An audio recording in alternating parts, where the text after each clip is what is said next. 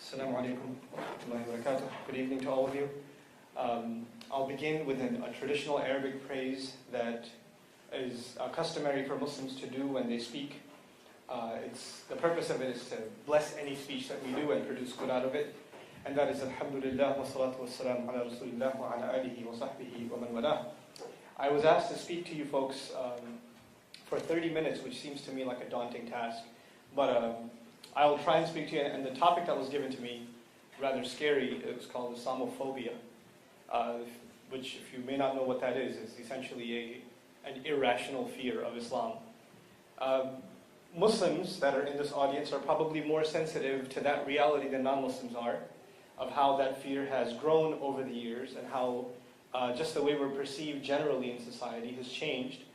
You may not have realized how that perception has changed if you're non-Muslim, but certainly as Muslims we have seen a very strong or very rapid exponential progression in how Muslims are perceived. I happen to travel quite a bit. It's slowed down now to once a month, but I practically traveled every weekend for the last 6 or 7 years. So I've had my share of airport adventures over the last 6 or 7 years, and my share of strange looks as I board planes and things like that. But I'd rather talk to you today about some very fundamental, basic things and present my thoughts in an organized fashion. So when we do get to the questions and answers, I hope to address some of my thoughts that you may like to get further clarification on. And essentially, I'd like to break up our understanding of Islam into a few things. And the first distinction I'd like to make is Muslim behavior versus Islam. And that is essentially true of any ideology or any faith system, that there has to be a distinction made between behaviors of people and the actual teachings of a religion itself. The ideals, the text, whatever you may have, the sources you may have, they may be two very different things. And certainly that's the case in the Muslim world.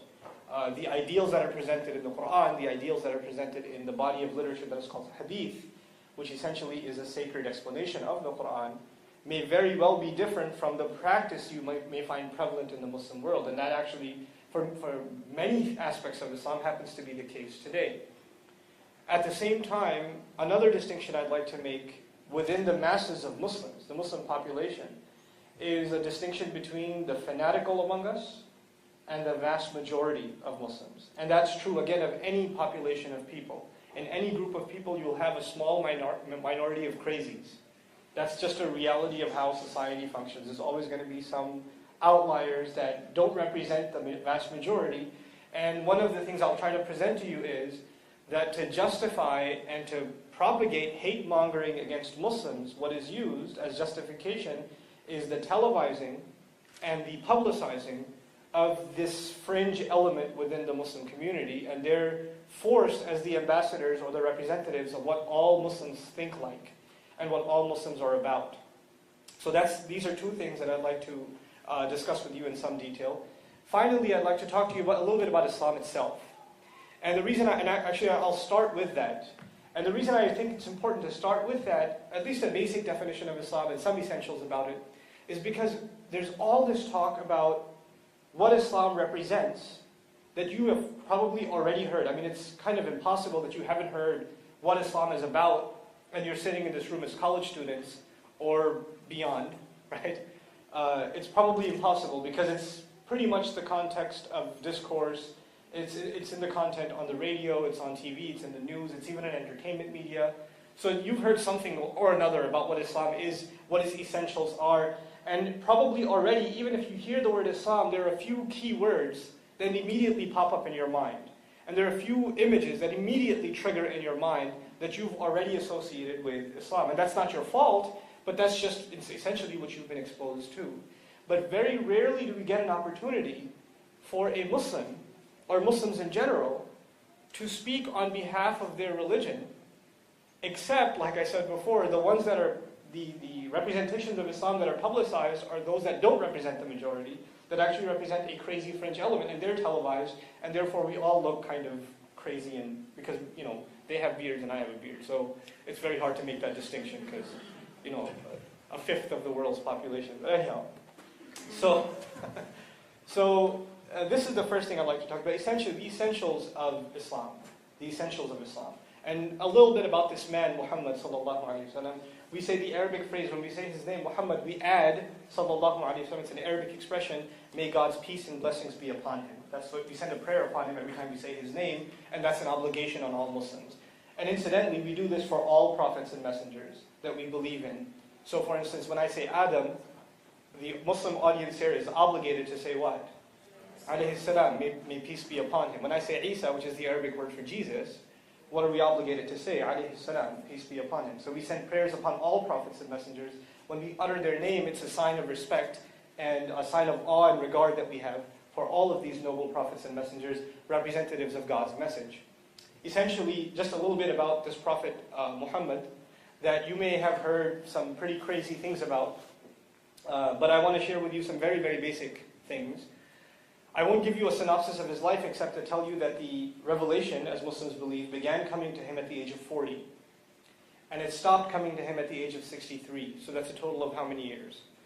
It's a total of 23 years that this message was being proliferated in Arab society, in tribal Arab society, in the middle of the Gulf region as is known today. The ancient term for it is the Hijaz region.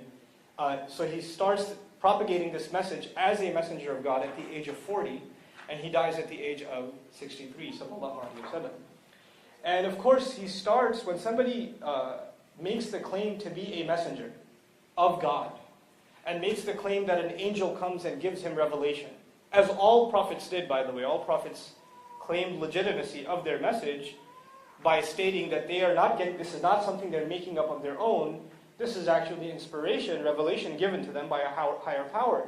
And now it's hard for you and me to imagine some of our neighbors coming over and knocking our door and saying, listen, an angel came to me last night and shared this really important message that I'm obligated to share with you. It's kind of hard for us to swallow. The first thought that would cross your mind would be, what did you have for dinner last night? Right? So it's not rational to think that an angel came to you and such and such. But I want you to just picture that scenario. A man at the age of 40, well respected in his community, a good businessman. People associate honesty and ethics with him. He's fairly well known. He's also known as one of the more intelligent, so historically when disputes occurred within the Arabs, one of the people that they would resort to say, this guy, not only is he intelligent, but he's also a neutral party, so we'll go to him. Whatever decision he says, we'll go with. So they would resort their manners to him because they saw him as one of the intelligent of their community. This man is now, all of a sudden, out of nowhere, claiming to be a messenger publicly. And he's claiming that revelation comes to him from a higher authority. And not only that's hard enough to believe, he's asking something more. He's asking people not only to believe that that's true, that once they believe, they have to understand that whatever he's saying, because it's not his own words, it's the words of God, it's the words of the highest authority, that they have to submit to those instructions without question. Because questioning those words will be the same as questioning God himself. That would be the idea of a messenger. He's exactly that, a messenger. He's delivering a message. Now, as hard as it would be to believe, even harder you would have to argue it would be to submit your life to someone like that. To just say, I'm going to eat what you want me to eat, I'm going to sleep when you want me to sleep, I'm going to look at what you want me to look at, I will live my life the way you want me to live my life. And by the way, as soon as I believe you, it's only logical that the vast majority of the community, including my own family, what are they going to think about me? What's the first impression? If I accept this man's claim right now and say, I'm with you, that is a messenger. And I am willing to change my life entirely for him. Obviously, what reaction will the family have? He's gone crazy too. I mean, the other one, he was 40, he was so normal yesterday. What happened to him? All of a sudden, these crazy talk about angels and messengers and afterlife and, don't do evil and pray and be good to your neighbor. And I understand to be good to your neighbor part, but this whole messenger bit is a little too crazy, And then now my own son, my daughter, my neighbor, that one became Muslim too. That's crazy. It's spreading. This cult is growing. This is insane. And so this concern began in the community. This is a historical fact. And the first few things that were said about Muhammad were exactly this. He's insane. He's insane. Or he has some ulterior motive for which he is trying to capture the attention of the not so firm in intellect among us. He's trying to catch the let's just say, the easily influenced among us, and he's taking them under his wing, etc. But you'll find something very interesting beyond, let's just keep the claim that he is a messenger aside. What else does he claim? What else is he talking about? Besides the fact that he's a messenger, sallallahu alaihi wasallam, what else is he proliferating to people? What does he have to say? I mean, if he's asking people to change their life, what is he asking them to do anyway? Well, the first thing he comes and claims is that there is a God, but not only that he is God, but he has a direct relationship with you. And that no one can come in between you and him. There can be no intermediary between you and him. You don't answer to anyone else who can answer on your behalf to him. You have to answer to him directly. You owe him a direct obligation. And the first phrases of the Quran, not in terms of sequence, but if you open up the Quran and you open up the first phrases of the Quran, I was actually just teaching this to my kids the other day. The first phrase is Alhamdulillah, which means praise and gratitude in its absolute form belong to God. Interestingly, I want to mention here, on a side note, I don't know if everybody here got a chance to see this video, but it was released a couple of days ago by ICNA TV, and there was a fundraiser being held for homeless people by a Muslim group in Los Angeles. They were doing a fundraiser for just the homeless in the area, and there was this huge protest outside, right? And they were saying all kinds of really hurtful things, but one of the things they said really struck me. They said, we worship God, not Allah. Somebody screamed that out really loud. We worship God, not Allah. And I was really struck by that, because my assumption, I don't know this for sure, but I'm guessing that was a Christian. I'm guessing. I don't know that. But if it was a Christian, and I don't know that it was, but if it was a Christian, I'd like to ask a very simple question. Or I'd like you to ponder about something very basic. You know, the Christian faith is an ancient faith. It's not a new religion. And it predates the advent of Muhammad, sallallahu alaihi wasallam. It predates it by 6 centuries. So it's 6 centuries older than the Prophet himself, sallallahu alaihi wasallam. And Christianity came to the Arab world centuries before Islam came to it. So Christian Arabs are some of the oldest Christians in history. They're some of the oldest Christians in history. And of course, the original Bible, which we don't have much of anymore, but the original Bible in Hebrew or Aramaic, as it's argued by different scholars, is the original. And of course, now we have it in European languages like Latin and German and even in English, etc. But one of the earliest renditions of the Bible, pre-Islamic renditions of the Bible, one of the earliest translations of the Bible is in Arabic. It's one of the oldest versions of the Bible. And guess what name for God is being used in the Arabic Bible? Allah. Allah. The word Allah is being used by Christians centuries before Muslims are using it for God. Centuries before Muslims are using it. So when somebody screams out, it is God, not Allah. The word God comes from the German origin, Gott. And it came into Christian tradition far later. So if you want to talk about a name that is original to Christian, or more original to Christian teaching, and of course the Hebrew term used, if you look at Hebrew sacred texts, it's Elohim. Elohim, which is closer in root origin to the Arabic word Allah. These are sister languages. Right? Now what does the word Allah mean? The entity worthy of worship and obedience. That's what that means. That's what the word itself means. So, how far when we don't know these simple things, there's not some really crazy fact. It's a very famous word. So it's not hard to look up its origin or its history. But yet, we can utter these kinds of things without even giving them a second thought. But that was a tangent. I want to come back to the subject itself. Alhamdulillah. All praise, all gratitude belongs to God. In other words, you can have 2 kinds of idols. An idolatry, setting up an idol, setting up any kind of intermediary between yourself and God, worshipping, appreciating, thanking, praising anyone other than God would be considered a form of blasphemy, according to this messenger, and he claims this is exactly what all messengers taught. Have this direct connection with God. And he actually even claims that he's fulfilling the legacy of Abraham. That's what he claims as well. Alayhi salam. May peace be upon him. Right? So now, there are 2 kinds of idols, he argued. That is argued, essentially. There are external idols, and there are internal idols. The external idols, maybe there's some deity in some theology, maybe, be it, they had different kinds of idolatry in the time of the Arabs, and they had different gods for different things, like the god of wealth and the god of prosperity and the God that gives you children, etc., etc., etc. And depending on who you put the donuts and coffee in front of and pray, different prayers to get fulfilled, etc. They have different, theologies. Now those gods, those are external idols. But the Quran came and attacked internal idols as well. The idol of one's own ego. So when something good comes to you, you claim that this is because إِنَّمَا أُوتِيتُهُ عَلَى عِلْمٍ عِنْدِي, the Quran suggests. I've acquired all of this because of the knowledge that I possess. It's because of my degree that I got my job. It is because of my incredible credentials. It is because of my excellent professionalism that I got my promotion, etc., etc. You give credit first and foremost to yourself. You've set yourself up as an idol of appreciation and worship. You're completely self-indulged. And there the comparison made is between yourself and the Pharaoh. You know who the Pharaoh is? Right? The epitome of being self-indulged. That's the comparison made in the Quran. So that's one call. Not setting up an internal or an external idol between yourself and God. When praise and credit is to be given, whatever ability you and I have is actually not our own, it's a gift. And so when we're able to do something with that ability, the first credit should be given to the gift giver. And then we should, it's not evil to take pride in what you've done after you've shown gratitude to the right source first.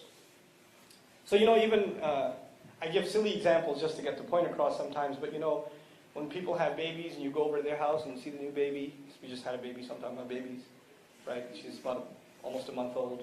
People come looking at her, oh, how cute, right? And you know what Muslims generally do? We don't even think about it, we just do it.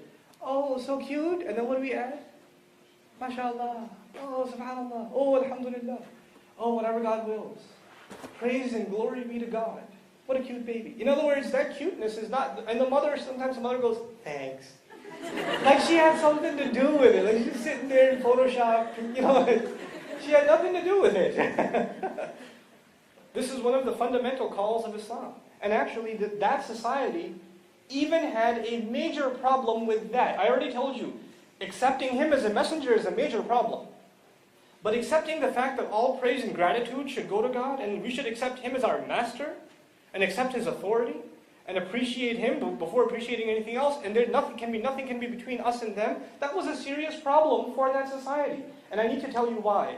Because religion, before Islam, in Arabia, was being used essentially as an industry. As an industry. As it is today, by the way. Including Islam.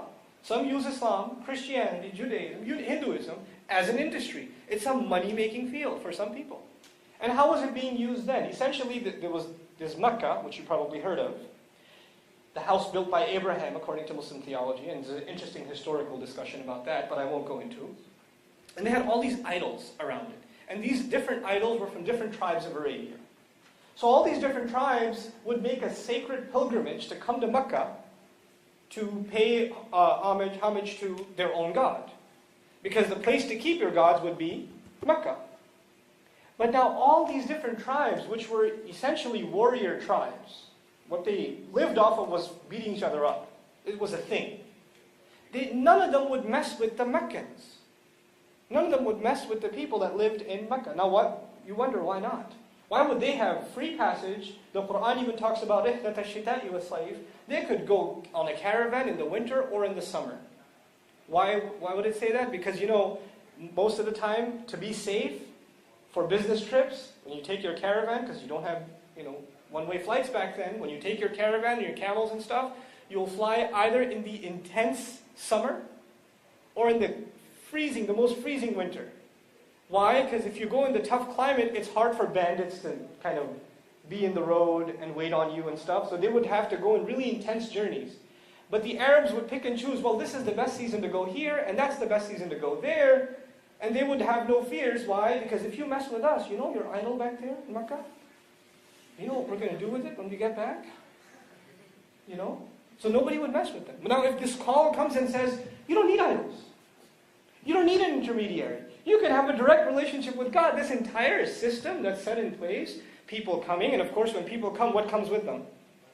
Money. It's a tourism industry. I mean, after all, what is Orlando without Disney World? I mean, think about that, right? So who would want to come here anymore? It's in the middle of the desert. There's no attraction except this religious site. If we lose the interest of all the Arabs, we have no special status left, and the money that is coming in year-round is gone. So they see it as a direct threat. This belief in a God directly is a direct threat. They make the connection between that and what they're up to. But the Quran goes even further. And what it does is something really powerful. And I dare use the word radical. And this is the main point I want to share with you today. Though there's tons of stuff on my mind, I just want to get these 30 minutes to at least share something coherent with you. So this call is made. And one aspect of this call, the Quran goes after this messenger, who is at this point being deemed crazy.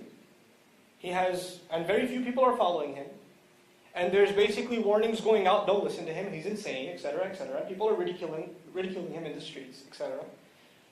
Part of the call that's given to him is to directly warn those that are the most powerful in that society about what they're doing. You know, the Arabs had some really messed up practices back in the day. For instance, they thought that having a son is a sign of manhood, and having a daughter is a blemish on your manhood. It's like a shame that you had a daughter. So a lot of Arabs, when they would have, especially higher ups in society, if they would have a daughter, I think the Muslims here know what they would do. What would they do? They'd bury the baby girl alive. It was a practice by the elite of that society. It existed at that time. Now the Quran comes, and this man who's being claimed to be insane, claimed to be, just brushed aside, this passage is revealed to him, and he recites it out loud in public. إِذَا الشَّمْسُ كُوِّرَتْ. It's a passage about the Day of Judgment, when the sun is wrapped up. وَإِذَا النُّجُومُ انْكَدَرَتْ. And when the stars start falling apart. When wild animals are herded together. When the ocean boils over. When the earth is stretched. When people start coming out of their graves. When graves are, turned topsy-turvy. إِذَا الْقُبُورُ بُعْثِرَتْ. And all of a sudden, in the middle of this discussion about Judgment Day and this really cataclysmic stuff that's going to happen, what is mentioned in the middle? وَإِذَا الْمَوْءُودَةُ سُئِلَتْ بِأَيِّ ذَنْبٍ قُتِلَتْ.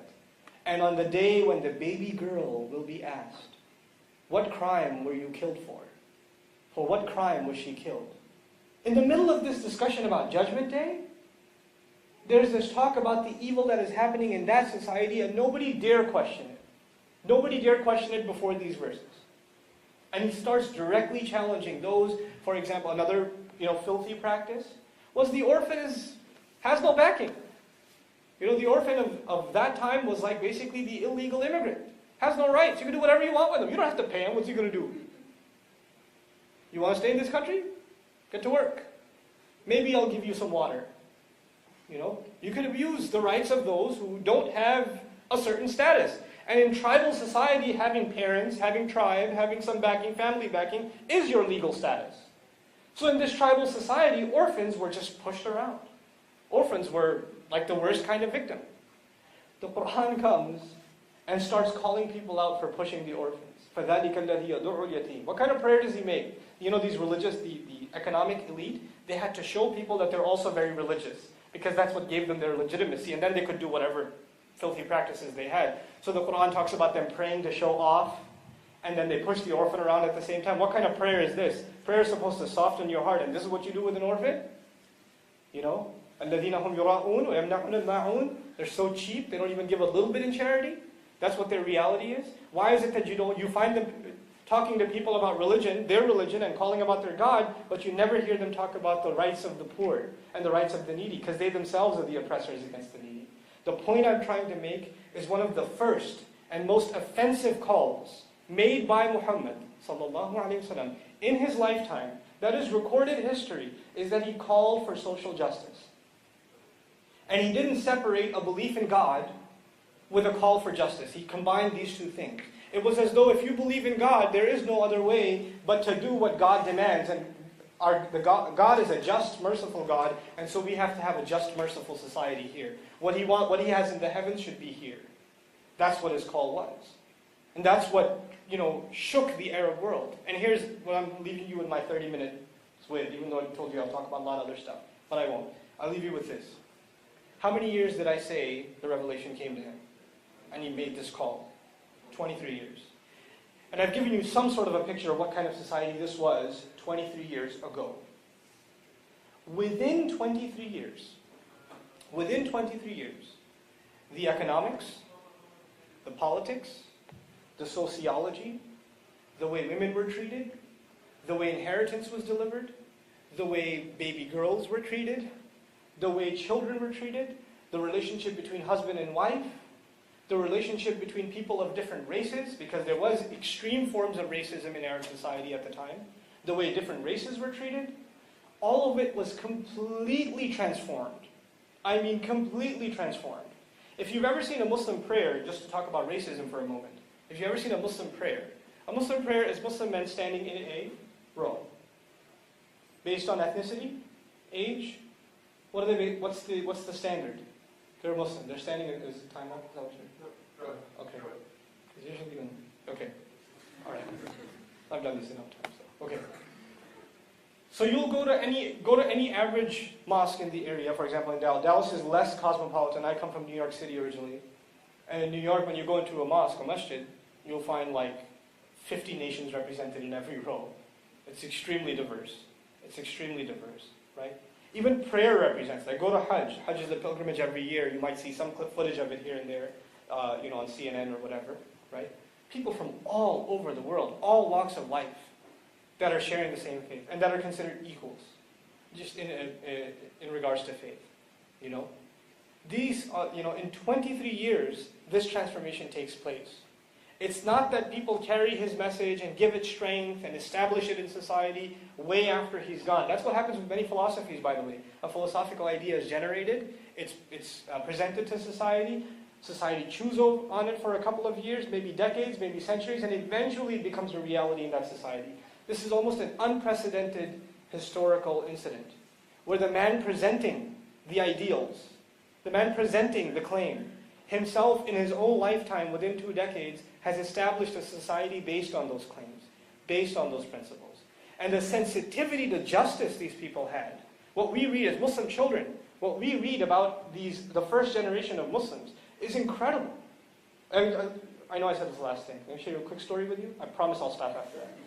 Food's not even here. Oh, it's here. Eesh. That's a challenge. Okay. The aura hasn't reached you yet. Okay, so I'll share this really quick story with you.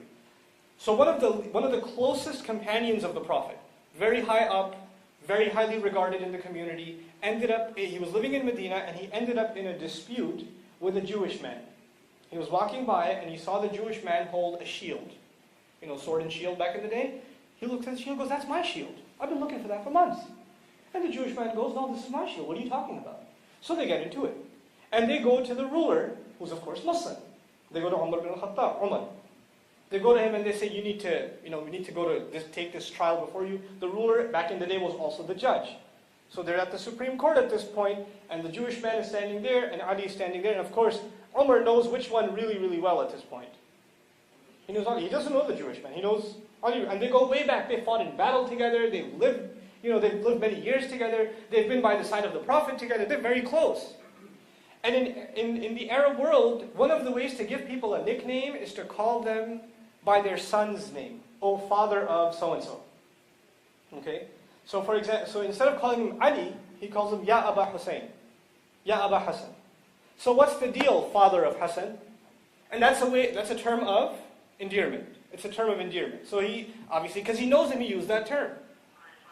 And he tells them his story. He tells them what his perspective is. "This shield is mine. I lost it. This guy had it. Clearly it's mine. He makes his case. Now he goes to the Jewish guy. And he says, "So what's your story? What's your story?" And Ali stops him. He goes, "Wait, you called me by a nickname.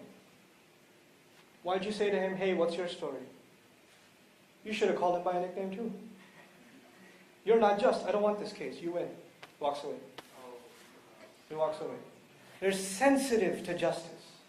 This is what we're taught as children, about how sensitive you have to be to principles of justice. How sensitive you have to be. Because that is the backbone of this religion. What gave it its strength in the very beginning was these two things could never be separated. You couldn't be a strong believer in God and then not be just. Because you have to answer to Him. There's a day of justice coming. You know one of the words for judgment day in Arabic is Yawm al-Din, in the first surah, Yawm al-Din. Deen means when everybody gets exactly what they deserve. Exactly, penny for penny what they deserve. So a Muslim is cognizant of that and becomes extremely worried about delivering justice to others. Delivering justice to others. This is the heart of the religion. It's at the heart of the religion. And this conversation, unfortunately, I'll be honest with you, isn't common. Not among Muslims and not among non-Muslims. And it's a tragedy to the religion itself. I started by saying there's a distinction between Muslims and the religion. The texts itself, the sources themselves. An honest study of the texts, yields a very different picture than what you may be used to seeing. So I would encourage all of you to take some time out and read about the book, read about the Quran on your own time, on your own terms, and make up your own mind. Instead of, when somebody already has a conclusion made, I will present the religion from a point of view of faith because I'm a firm believer in it. So I have what you call a faith bias. But at the same time, somebody who hates Islam is going to talk about Islam and he has a hate bias. Bias is bias. So you need to come to it, leave us aside and read up on it yourself. Make up your own mind. Don't let anybody else make your mind up for you. And one of the books I'd really like to recommend to all of you, written by a wonderful professor out of Youngstown University in Ohio, is Select Passages from the Quran. Select Passages from the Quran. Easy reading. It's published, I believe, by the University of Michigan. I could be wrong about that. But it's an excellent book, an easy read. It's not preachy at all. It's just talking about the Quran from a literary point of view. So those who are interested in a book as a primer, as a first-time reader, it would be a phenomenal resource. I sincerely thank you for paying attention, even though food was here. So, and I apologize for taking over my time. After the food is being delivered and you're munching away, then I'll welcome any questions that I'm able to answer. Thank you so much. Assalamu alaikum.